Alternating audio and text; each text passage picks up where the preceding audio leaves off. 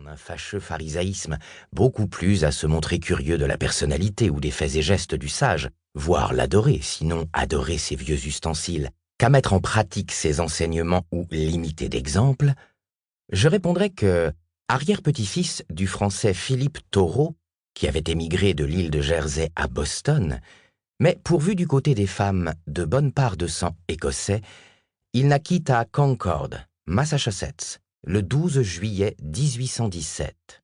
De taille moyenne, paraît-il, il avait le visage vermeil de ceux qui aiment sentir sur la joue le baiser du grand air, des yeux bleu-gris sous des cheveux bruns, et le puissant nez émersonien. Il fit ses premières études à l'école de Concord, et plus tard, en 1837, grâce à l'affection de sa sœur Hélène, elle-même maîtresse d'école, et à qui il dut en grande partie son éducation, put prendre son degré à l'université de Harvard, avec d'excellentes notes. Durant, comme immédiatement après ses dernières années d'études, il s'adonna lui aussi à l'enseignement, et de bonne heure fit des conférences au Concord Lyceum.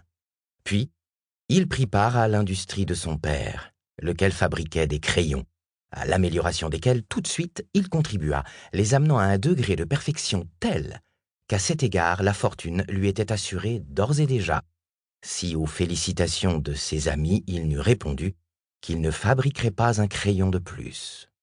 Lui-même dira qu'il entreprit bien des métiers, et toujours d'humbles métiers, surtout des métiers de plein air.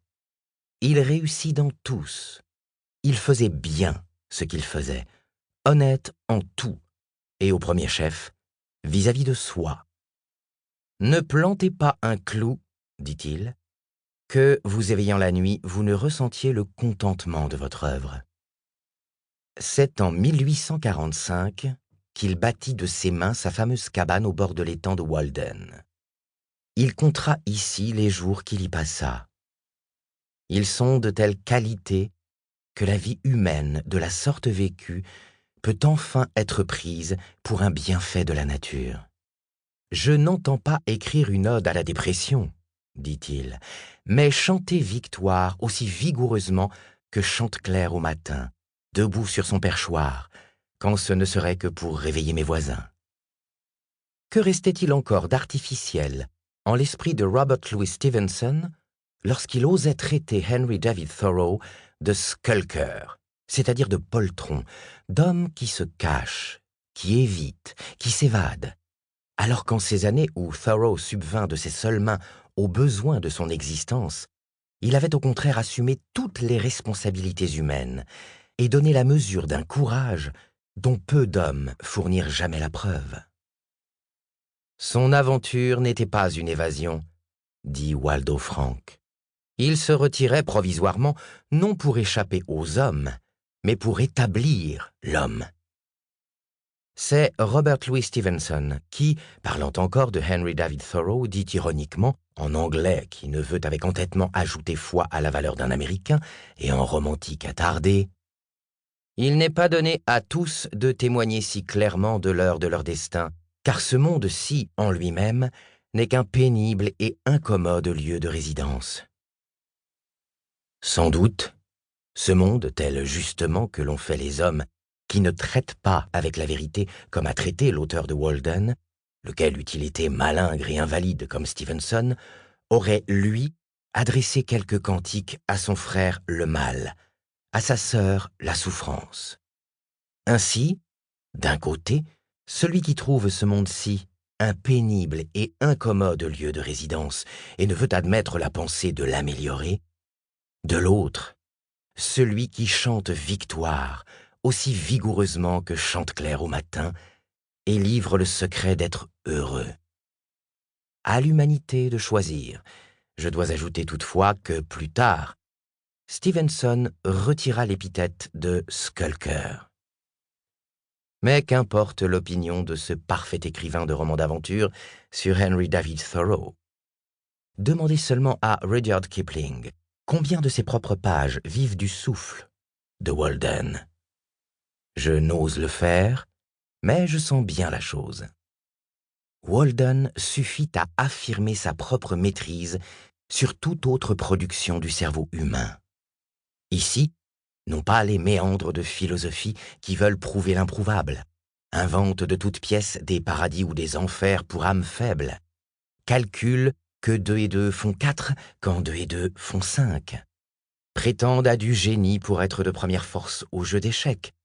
Non, le simple instinct doublé de la raison presque enfantine, et par là combien supérieur, parce que plus près de Dieu, de Christophe Colomb. L'instinct de ceux qui travaillent chaque jour à s'élever au point qu'ils arrivent à prendre contact avec la divinité et connaître ce qui sera tout aussi bien que ce qui a été. Je ne sache pas de pensée qui s'identifie davantage aux conseils que pourrait donner la divinité elle-même que celle-ci, formulée par l'auteur de Walden. Prête-t-on l'oreille aux plus intimes mais constantes inspirations de son génie, qui certainement sont sincères, qu'on ne voit à quels extrêmes, sinon à quelle démence il peut vous conduire. Cependant, au fur et à mesure que vous devenez plus fidèle à vous-même, c'est cette direction que suit votre chemin. J'imagine chaque homme mettant cette pensée en action. À quel degré de bonheur l'humanité ne tarderait pas à parvenir. Mais rétif, l'homme résiste, secoue la tête, secoue l'oreille, s'en tient avec un entêtement de mule aux traditions, à la lâche habitude, au piétinement sur place, ce qui le maintient en cet état constant de mécontentement de soi qu'il témoigne, et fait de la société ce lieu de résidence pénible et incommode, opposé à l'affirmation de Henry David Thoreau. J'ai essayé l'enseignement que fournit Walden sur un jeune garçon qui s'éveillait à la raison. Je dois dire qu'il est doué d'une intelligence très grande, l'une des plus pleines de promesses qu'il m'ait été donné de rencontrer. Devant ce que je lui en dévoilais, ses yeux s'ouvraient, à mon regard émerveillé, sur des horizons qui se reflétaient en aurore sur sa face.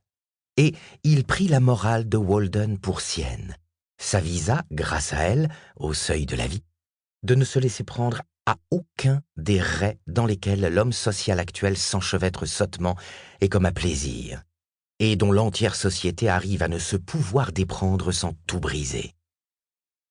Ce garçon, aujourd'hui jeune homme de 19 ans, ne concevrait plus de se voir servi par ses semblables, supporte à peine du sel dans ses aliments, c'est dire qu'il n'y tolère poivre ou autres épices, ni condiments, ne comprend que l'eau en qualité de breuvage, s'abstient de sucre, n'apporte pas de religion à la table plus qu'il n'y demande de bénédicité, comme il est dit dans Walden. Ne fume pas, dois-je l'ajouter, et jouit de la vie comme jamais encore je n'avais vu être humain en jouir, avec tant d'amour, de confiance, d'abandon, de sûreté de soi. Car adopter les voies de Henry David Thoreau, ce n'est pas obligatoirement prendre à son exemple une hache et s'en aller se bâtir une cabane au bord d'un étang pour, dans la solitude, y subsister du produit d'un champ. C'est vivre, en tous nos états de vie, dans l'obéissance à la suggestion de nos plus élevés instincts, dans le mépris de la tradition, voire de l'expérience. Je n'ajoute de l'habitude ni de l'opinion, et dans le sacrifice, alors, s'il le faut, de nos affections mêmes. Pour cela, il ne s'agit pas d'être un skulker, mais il s'agit d'être ce que s'est montré Henry David Thoreau, un homme doué du vrai courage viril. Courage, je suis contraint de le reconnaître, plus ardu donc à déployer que celui qui vient de faire braver à tant d'êtres humains la mort des champs de bataille. Le bonheur est cependant à ce prix, mais il est sûr. N'en voudrons-nous pas ? L'auteur de Walden énonçait, au milieu du XIXe siècle, une vérité qui doit aujourd'hui nous faire plus que jamais réfléchir, car jamais elle ne fut plus apparente. C'est qu'on a commis la faute de faire prévaloir les intérêts matériels sur les spirituels.